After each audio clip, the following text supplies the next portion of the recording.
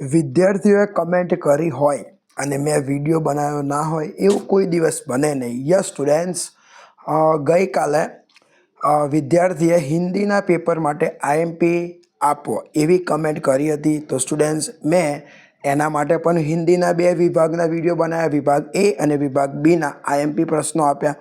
અને 2 વિદ્યાર્થી એવા છે કે જેમને સંસ્કૃતના આઈએમપી જોતેલા. તો વિદ્યાર્થીઓ, ખૂબ કોંગ્રેચ્યુલેશન, હું તમારા માટે સંસ્કૃતના પણ આઈએમપી લઈને આવી ચૂક્યો છું. યસ સ્ટુડન્ટ્સ, તમને સ્ક્રીન પર દેખાતું હશે પ્રતિક ટ્યુશન ક્લાસીસ. આ આપણા ટ્યુશનનું નામ છે.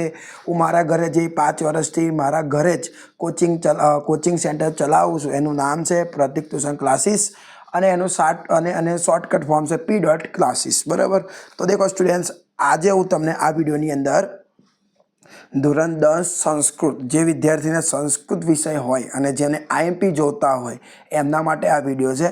હવે સંસ્કૃતની અંદર મેં વિભાગ વાઇઝ આઈએમપી નથી આપ્યા, પણ મને એટલું ખ્યાલ છે કે જ્યારે હું 10મા ધોરણમાં ભણતો હતો અને મારા પપ્પા પણ એક સંસ્કૃતના ટીચર છે, હિન્દી અને સંસ્કૃતના ટીચર છે, એમની જોડે મેં વાત કરી અને વાત કરીને મેં એમને પૂછ્યું કે સંસ્કૃત, જે વિદ્યાર્થીને સંસ્કૃત રાખ્યું હોય એ હાલના સમયમાં સંસ્કૃતમાં શું આઈએમપી શોધતા હશે.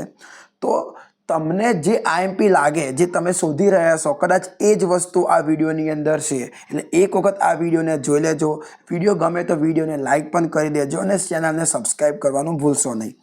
દેખો સ્ટુડન્ટ્સ, આની અંદર સૌથી પહેલાં મેં લીધું એ નીચે આપેલા ગદ્ય ખંડોનો ગુજરાતી ભાષામાં અનુવાદ કરો.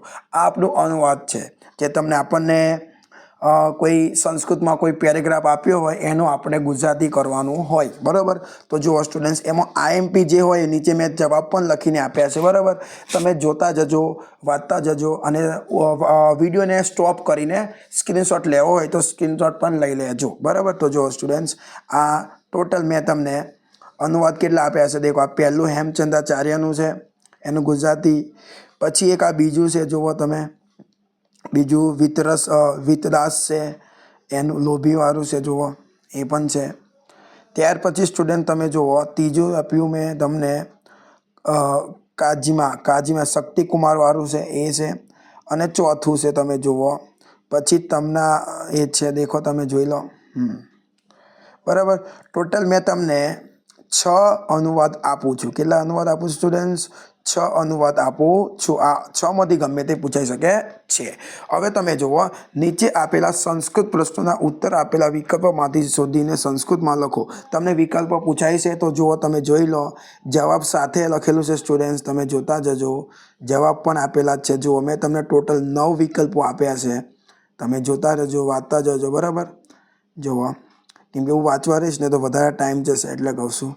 જુઓ, જવાબ સાથે પણ છે. જે ગ્રીન કલર છે એ તમારો ઓરિજિનલ જવાબ છે સ્ટુડન્ટ્સ, તમે જોતા જો. આ જે 9 નંબરનો છે એમાં દેખો મેં કોઈ જવાબ નથી લખ્યો કેમ કે એનો જવાબ મને મળ્યો નથી, એટલે 9માનો જવાબ તમે જાતે જોઈ લેજો. હવે ગુજરાતી પ્રશ્નોના જવાબ આપવાના સ્ટુડન્ટ્સ. ગુજરાતીની અંદર પણ પ્રશ્ન પૂછાય. તો જો પહેલો પ્રશ્ન છે કે હેમચંદ્રાચાર્ય રચેલું સાહિત્ય કેટલા શ્લોકોનું છે? તો હેમચંદ્રાચાર્ય રચેલું સાહિત્ય 1,00,000 શ્લોકોનું છે. અનાગત વિધાતાએ પોતાનો કયો મત દર્શાવ્યો? તો અનાગત વિધાએ પોતાનો મત દર્શાવતા કહ્યું કે ખરેખર સવારના સમયે માછીમારો અહીં આવીને માછલાઓનો વિનાશ કરશે. હવે અહીં શ્રવણવાર પણ રહેવું યોગ્ય નથી. આપણે રાત્રે જ કોઈ નજીકના સરોવરમાં જવું જોઈએ. હું બીજા જળાશયમાં જઉં છું. આ સ્ટુડન્ટ્સ, હું જ્યારે 10મામાં હતો ને ત્યારનો આ પાઠ છે. બહુ મસ્ત પાઠ છે. 3 માછલાઓની વાત છે, મસ્ત છે, મને બહુ ગમતેલું. તો વિકલ્પો નહીં, ગુજરાતીમાં પ્રશ્નો છે. જુઓ તમે, ભોજનની ખ્યાતિ શાના કારણે હતી? ભોજનની ખ્યાતિ સરસ્વતી કંઠાભરણ નામના વ્યાકરણને કારણે હતી. તમે જોઈ લો. બરાબર. આ રીતે સ્ટુડન્ટ્સ, ગુજરાતીની અંદર મેં તમને કેટલા આપ્યા? ગુજરાતીમાં પૂછાય એવા 6 પ્રશ્નો છે. હવે આગળ જોઈએ આપણે. નીચે આપેલા વિષય પર ટૂંક નોટ લખો. અહીંયા ટૂંક નોટ, જેમ ઇંગ્લિશમાં શોર્ટ નોટ લખવાની હોય ને, એમાં અહીંયા તમારે ટૂંક નોટ લખવાની છે. જુઓ, તો પહેલી ટૂંક નોટ લખવાની છે, સમુદ્ર સુધી જવામાં કાષ્ઠખંડને કયા વિઘ્ન આવી શકે છે? એક પહેલા પર ટૂંક નોટ લખવાનું છે. ટૂંક નોટ નીચે લખેલી જ છે, તમે જોઈ લો. બીજું છે દુર્ગા શાને કોને શાપ આપ્યો, શા માટે? એ પણ છે ભાઈ. ત્રીજી છે શક્તિકુમારની પરીક્ષા યોજના, આવું પણ પૂછાઈ શકે છે. અને ચોથું છે ક્રોધની શારીરિક અસરો. જવાબ સાથે લખેલું છે સ્ટુડન્ટ, સ્ક્રીનશોટ લઈ લેજો. ચલો હવે જુઓ. હવે જે છેલ્લો પોઈન્ટ આખરી એ છે સ્ટુડન્ટ્સ કે તમને અહીંયા સંસ્કૃતમાં પેરેગ્રાફ આપેલો છે, ફકરો આપેલો છે અને તમારે આ ફકરા પરથી જ પ્રશ્નોના જવાબ આપવાના છે. તો જુઓ, પ્રશ્નો તમારી સામે 4 છે અને એના જવાબ પણ નીચે આપેલા છે. લીલા કલરમાં એના જવાબ આપેલા છે. પ્રશ્ન અને એનો જવાબ છે. જોઈ લો, ખાસ સારી રીતે જોઈ લો. સ્ક્રીનશોટ લઈ લો, એટલે ધીમે ધીમે જવા દો, એટલે તમે સ્ક્રીનશોટ લઈ લેજો. ઓકે, આ પહેલો ફકરો. પછી એક આ બીજો ફકરો છે, જુઓ તમે. અને આ એના પ્રશ્નો અને આ પ્રશ્નો અને આ પ્રશ્નોના એના જવાબ છે. જોઈ લો તમે સ્ટુડન્ટ્સ. આ છેલ્લો ફકરો છે, જુઓ તમે, એનો જવાબ પણ છે. બરાબર.